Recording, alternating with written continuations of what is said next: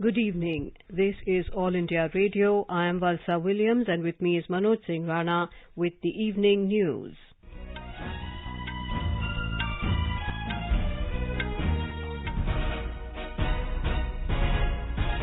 The headlines. Prime Minister Narendra Modi says India and Bangladesh have similar opportunities in fields of trade and commerce and face similar threats like terrorism. Swarna Jayanti Scholarship for Youths of Bangladesh announced. Prime Minister invites 50 entrepreneurs to join startup initiative. Bangabandhu Sheikh Mujibur Rahman's daughter Sheikh Rehana receives Gandhi Peace Prize for her father. Stage set for first phase voting of assembly elections in West Bengal and Assam tomorrow. Health Minister Dr. Harshvardhan assures both COVID-19 vaccines are completely safe and immunogenic. Over 5.55 crore doses of COVID-19 vaccine administered in the country so far. Centre rushes high-level multidisciplinary teams to Chhattisgarh and Chandigarh amid surge in COVID-19 cases. Defence Minister Rajnath Singh and his South Korean counterpart hold bilateral talks to strengthen defence partnership. Environment Minister Prakash Javadekar calls for collective efforts to combat pollution. In shooting, Indian team wins gold in 50-meter rifle men's team event in ISSF World Cup in Delhi. In badminton, Saina Nehwal sails into women's singles semi-finals of Orleans Masters in Paris. Men and women's squads also enter semi-finals. And in cricket, India set target of 337 runs for England in second ODI match in Pune. As the number of COVID cases are on the rise again, we appeal to our listeners not to lower their guard, follow all precautions and all those above 45 years to get vaccinated without any hesitation. Stay safe and protected by following these 3 simple steps. Wear a face mask, maintain 2 gaz ki duri for social distancing, focus on hand and face hygiene. And now the news in detail. Prime Minister Narendra Modi today said India's partnership with Bangladesh is an important pillar of its Neighbourhood First policy. Addressing the National Day programme of Bangladesh in Dhaka this afternoon, Mr. Modi said India is committed to further deepen and diversify the bilateral relationship. Mr. Modi said India and Bangladesh have the power of democracy and vision for the future. हम दोनों ही देशों के लिए 21वीं सदी में अगले 25 वर्षों की यात्रा बहुत ही महत्वपूर्ण है। हमारी विरासत भी साझी है, हमारा विकास भी साझा है, हमारे लक्ष्य भी साझे हैं, हमारी चुनौतियां भी साझी हैं। Prime Minister Modi said we must remember that both the countries have similar opportunities in the fields of trade and commerce, but at the same time they are facing similar threats like terrorism. हमें याद रखना है कि व्यापार और उद्योग में जहां हमारे लिए एक जैसी संभावनाएं हैं, तो आतंकवाद जैसे समान खतरे भी हैं। जो सोच और शक्तियां इस प्रकार की अमानवीय घटनाओं को अंजाम देती हैं, वो अब भी सक्रिय हैं। हमें उनसे सावधान भी रहना चाहिए और उनसे मुकाबला करने के लिए संगठित भी रहना होगा। On the occasion, Prime Minister Modi handed over the Gandhi Peace Prize 2020 to Bangabandhu Sheikh Mujibur Rahman's younger daughter, Sheikh Rehana. He said it is a matter of pride for all Indians that they got the opportunity to honour Bangabandhu Sheikh Mujibur Rahman with the Gandhi Peace Prize. He recalled India's contribution in the liberation of Bangladesh and condemned the atrocities committed by Pakistani forces on the liberation fighters. यहाँ पाकिस्तान की सेना ने जो जघन्य अपराध और अत्याचार किए, वो तस्वीरें विचलित करती थी। एक निरंकुश सरकार अपने ही नागरिकों का जनसंहार कर रही, उनकी भाषा, उनकी आवाज, उनकी पहचान को कुचल रही। इन सबके बीच यहाँ के लोगों और उन भारतीयों के लिए आशा की किरण थे बंगबंधु शेख मुजीबुर रहमान। बंगबंधु के हौसले ने, उनके नेतृत्व ने ये तय कर दिया था कि कोई भी ताकत बांग्लादेश को गुलाम नहीं रख सकती। Remembering the struggle for independence by Bangladeshi people, Prime Minister Modi also shared his personal contribution during that struggle. He said the struggle for liberation of Bangladesh was one of the first movements in which he participated. Mr. Modi said he was 20 or 22 years old when he and his colleagues had organized Satyagraha for Bangladesh's freedom. Bangladesh के स्वाधीनता संग्राम को भारत के कोने-कोने से, हर party से, समाज के हर वर्ग से समर्थन प्राप्त था। तत्कालीन प्रधानमंत्री श्रीमती इंदिरा गांधी जी के प्रयास और उनकी महत्वपूर्ण भूमिका सर्वविदित है। उसी दौर में 6 दिसंबर 1971 को अटल बिहारी वाजपेयी जी ने कहा था, हम न केवल मुक्ति संग्राम में अपने जीवन की आहुति देने वालों के साथ लड़ रहे हैं, लेकिन हम इतिहास को एक नई दिशा देने का भी प्रयत्न कर रहे हैं। Prime Minister Modi also announced Swarna Jayanti Scholarship for Youths of Bangladesh. The Swarna Jayanti Fellowship is a research fellowship awarded annually by the Department of Science and Technology of India. Mr. Modi also announced to invite 50 entrepreneurs of Bangladesh to visit India, join Startup Initiative and meet Indian venture capitalists. Speaking on the occasion, Bangladesh Prime Minister Sheikh Hasina lauded India's neighbourhood first policy. Our relations with India have now escalated to new heights. We laud Prime Minister Modi ji's neighbourhood first policy. Sending vaccines for prevention of coronavirus to the neighbouring countries, including Bangladesh, must be a reflection of that policy by Modi ji. During the last few years, Bangladesh has increased cooperation with India in various sectors, including trade, commerce, communication, power, energy and agriculture. India has now become one of our best development partners. Talking exclusively to AIR News, freedom fighter of Bangladesh Liberation War Mohammad Abdul Hashim thanked India for helping Bangladesh. हमारा नाम है अबुल हसन, हमारा rank honorary captain. Pakistan में हमारा ऊपर जो पूरा east Pakistan उनका कब्जा में था और बंगालियों को उन्होंने इंसान ही नहीं सोचता था। जैसा उन्होंने पब्लिक को मारा, 30 लाख आदमी को उन्होंने खत्म कर दिया। तो हम जिंदगी भर नहीं भूलूंगा इंदिरा गांधी जो इंसानियत दिखाया, तो इंसानियत न देखा तो ये बंगाली सबको मार देता था पाकिस्तान। वो अगर बॉर्डर खोल के नहीं देता तो शर्म के आदमी जा नहीं सकता था। ये हम बयान नहीं कर सकता हूँ। इतना खुशी से लगा है, अभी तक तो जिंदा, अभी तक उन्होंने याद करता है। Prime Minister Narendra Modi reached Dhaka this morning on a 2-day visit to Bangladesh. Mr. Modi was received by his Bangladeshi counterpart Sheikh Hasina on his arrival at the Dhaka airport. Prime Minister Modi was also accorded Guard of Honour at the airport. Soon after his arrival, the Prime Minister visited the National Martyrs Memorial to pay tributes to the valour and sacrifice of those who gave their lives in the Bangladesh Liberation War. The monument is located in Savar, about 35 km northwest of Dhaka. Prime Minister Narendra Modi's visit to Bangladesh is in connection with the commemoration of 3 epochal events, including Mujib Borsho, the birth centenary of Sheikh Mujibur Rahman. The other events are 50 years of the establishment of diplomatic ties between India and Bangladesh and 50 years of Bangladesh's War of Liberation. More from our correspondent covering the Prime Minister's visit. The engagements of the first day of Prime Minister Narendra Modi's 2-day visit to Bangladesh reflected strong cultural ties between the two neighboring nations, beginning from the warm welcome at Hazrat Shah Jalal International Airport in Dhaka to the dinner hosted by the Bangladeshi Prime Minister Sheikh Hasina. The 50 years of diplomatic partnership between the two nations are quite visible. During the Bangladesh National Day program, both the leaders remembered the sacrifices given by the soldiers and stressed on united fight against terrorism. Prime Minister Modi's announcement of Swarna Jayanti Scholarship and invitation to 50 entrepreneurs of Bangladesh to India will further boost bilateral cooperation in the field of education, culture, trade and commerce. Yogesh Pandya, AIR News, Dhaka, Bangladesh.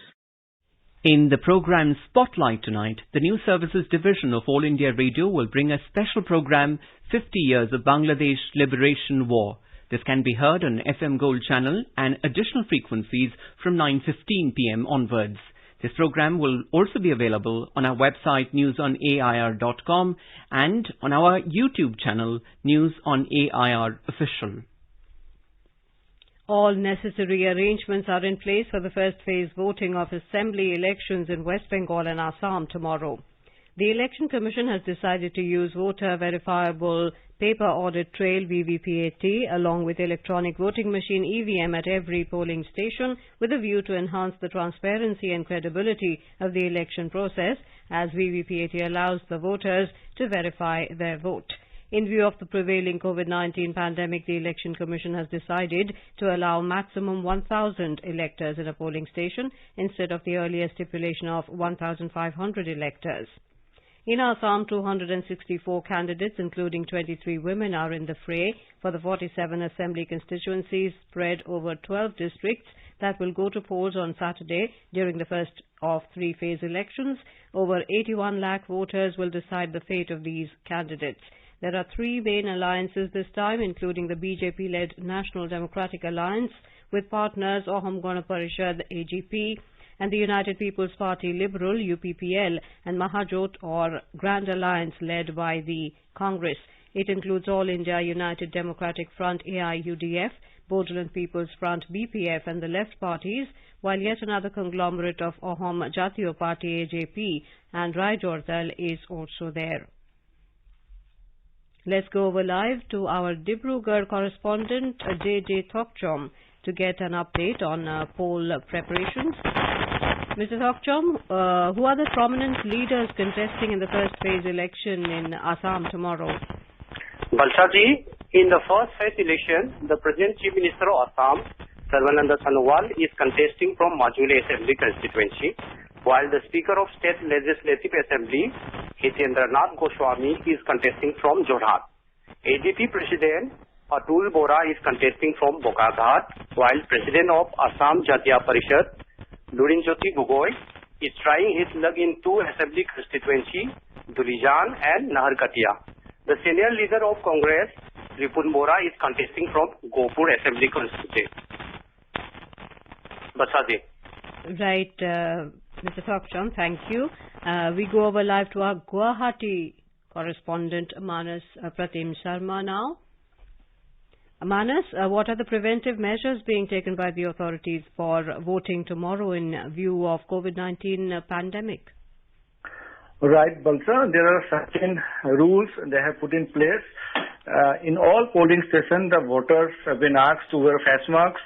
Sanitizer will be placed in the polling station. There will be social distancing as we are following for last, several months. Hand gloves will be given to the voters. Then after that, thermal screening will be conducted. If a voter body temperature finds abnormal twice, the voter will be asked to cast his vote in the last hour. Of course, the polling personnel will give him a token. In the last hour, PP kit to be given to the polling personnel, and if required, that last hour persons who are coming to exercise vote, he or she would also be given the PP kits. So various measures have been taken to prevent contamination, and they have the election commission and the representative of the election commission in Assam, they have assured that all steps have been taken and people can cast their vote without any fear. Back to you. Right, thank you, Manas, for those details. In West Bengal, 191 candidates, including 21 women, will be vying for the 30 seats spread over 5 districts during the initial phase. The state is witnessing 8-phase elections this time.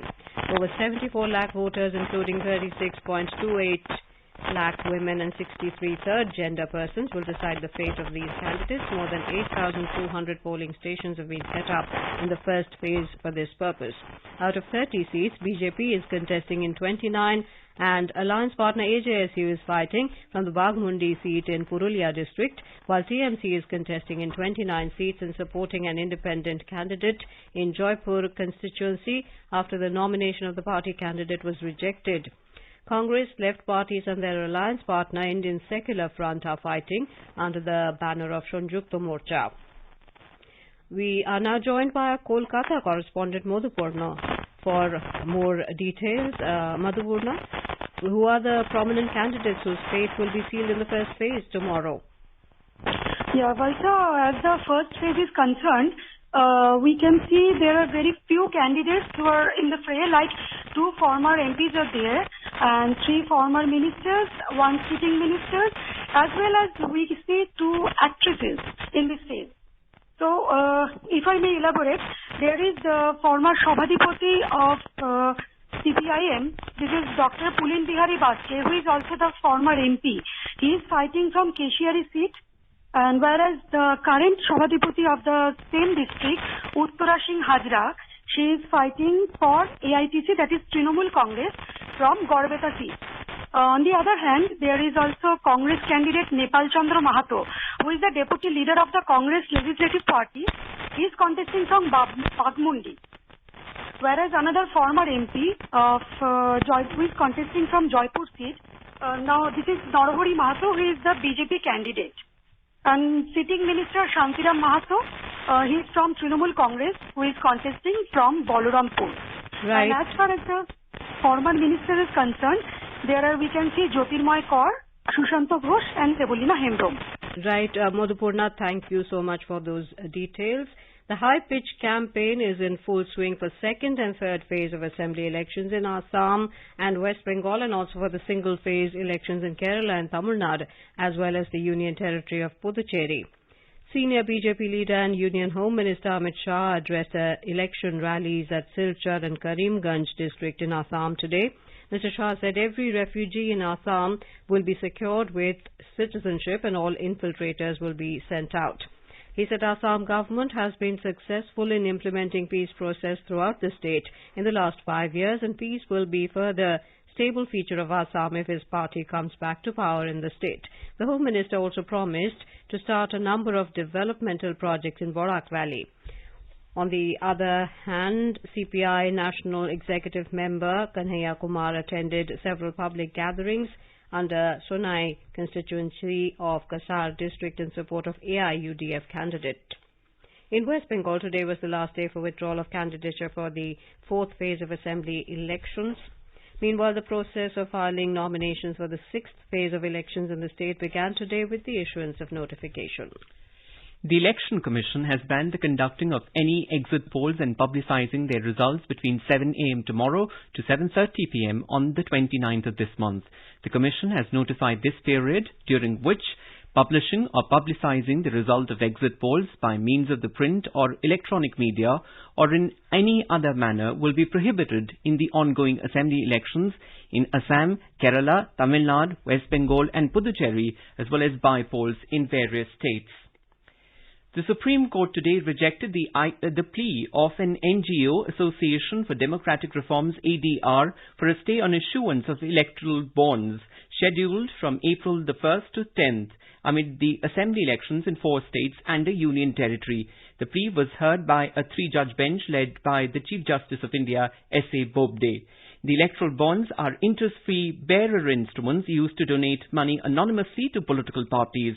It is like a promissory note that can be bought by any Indian citizen or company, and then they can donate the same to any political party of their choice. You're listening to the evening news on All India Radio. A reminder of the headlines before we move on. Prime Minister Narendra Modi says India and Bangladesh have similar opportunities in fields of trade and commerce and face similar threats like terrorism. Swarn Jayanti Scholarship for Youths of Bangladesh announced. Prime Minister invites 50 entrepreneurs to join startup initiative. Bongobondhu Sheikh Mujibur Rahman's daughter Sheikh Rihana receives Gandhi Peace Prize for her father. Stage set for the first phase voting of assembly elections in West Bengal and Assam tomorrow. Health Minister Dr. Harshvardhan assures both COVID-19 vaccines are completely safe and immunogenic. Over 5 crore 55 lakh doses of COVID-19 vaccine administered in the country so far. Centre Russia's high-level multidisciplinary teams to Chhattisgarh and Chandigarh amid surge in COVID-19 cases. Defence Minister Rajnath Singh and his South Korean counterpart hold bilateral talks to strengthen defence partnership. Environment Minister Prakash Zavadekar calls for collective efforts to combat pollution. In shooting, Indian team wins gold in 50-meter rifle men's team event at ISSF World Cup in Delhi. In badminton, Saina Nehwal sails into women's singles semi-finals of Orleans Masters in Paris. Men and women's squads also enter into semi-finals. And in cricket, India set a target of 337 runs for England in second ODI match in Pune. For quick news updates round the clock, follow us on our Twitter handle at AIR News Alerts.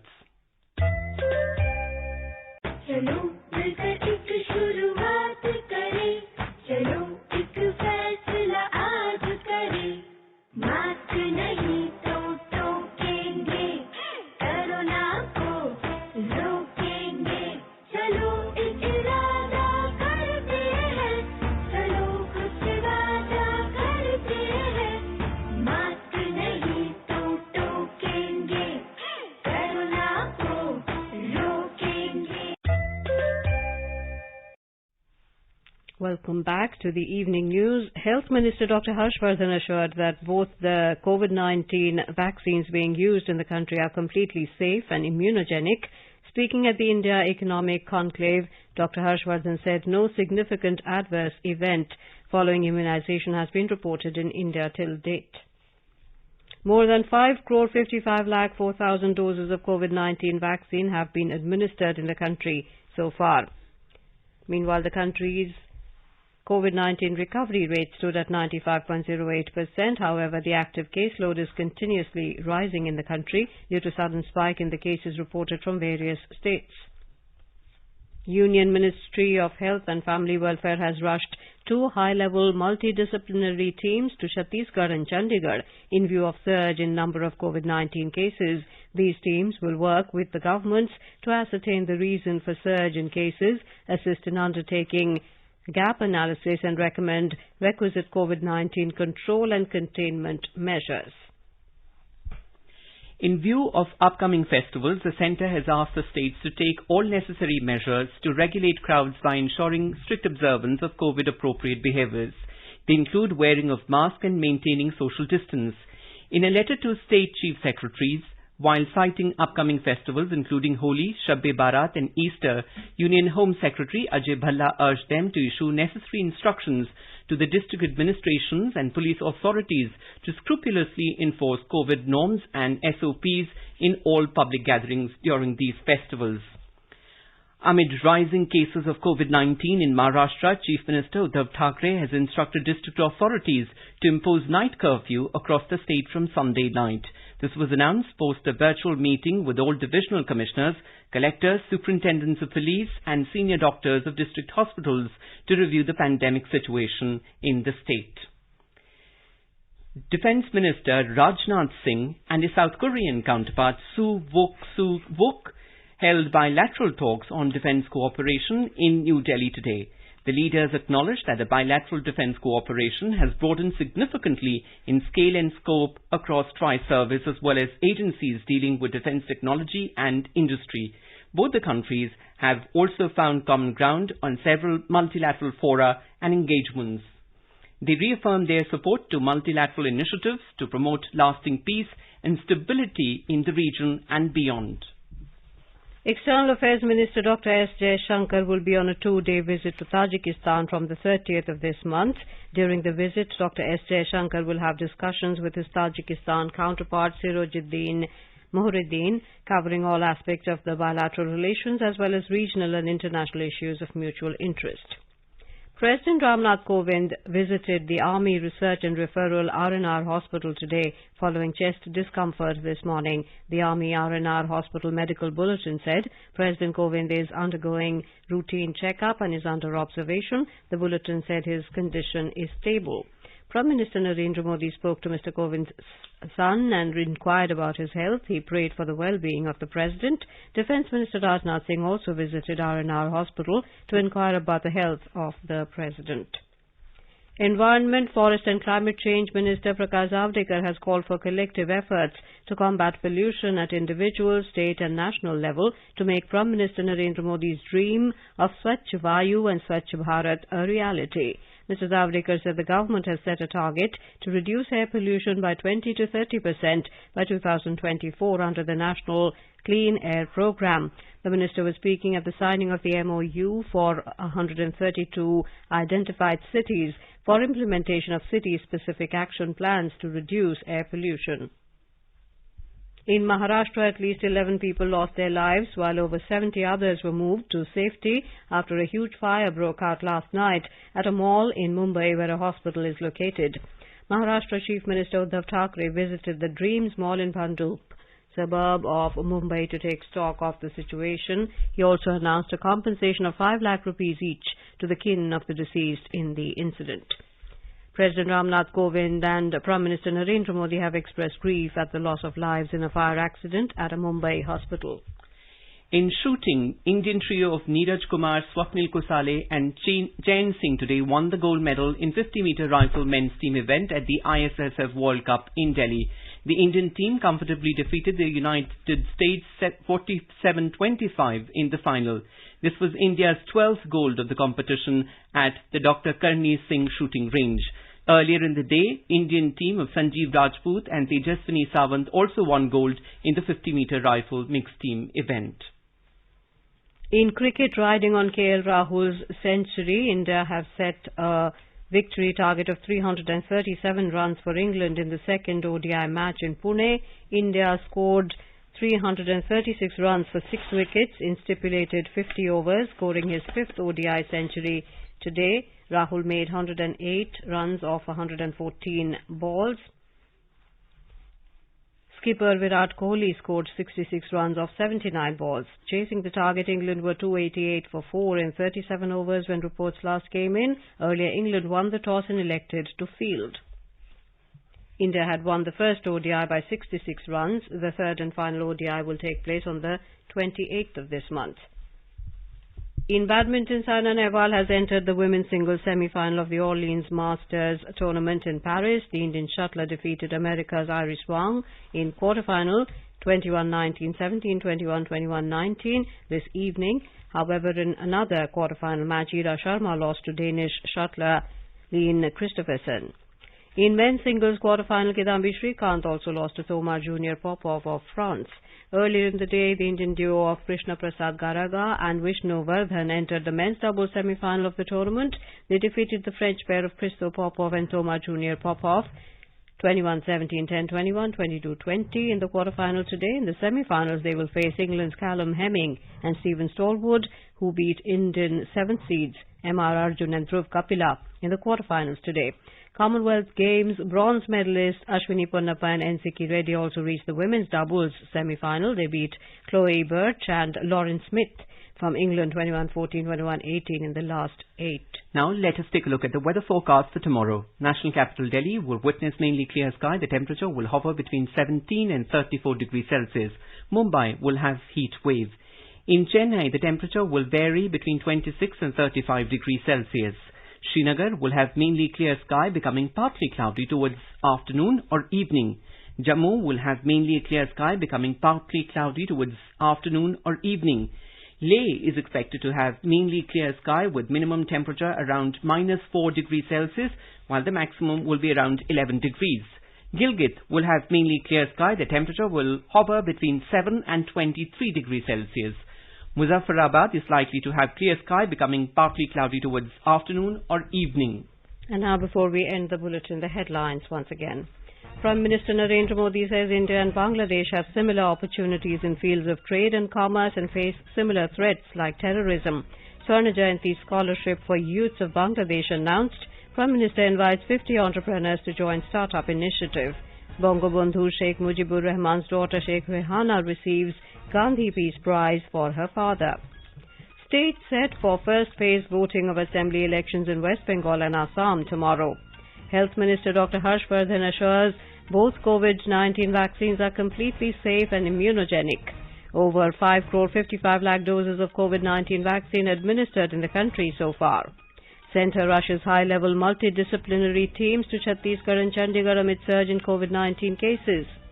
Defence Minister Rajnath Singh and his South Korean counterpart hold bilateral talks to strengthen defence partnership. Environment Minister Prakash Javadekar calls for collective efforts to combat pollution. In shooting, Indian team wins gold in 50-meter rifle men's team event at ISSF World Cup in Delhi. In badminton, Saina Nehwal sails into women's singles semi-finals of Orleans Masters in Paris. In cricket, India set a target of 337 runs for England in second ODI match in Pune. And with that, we end the evening news. Good night.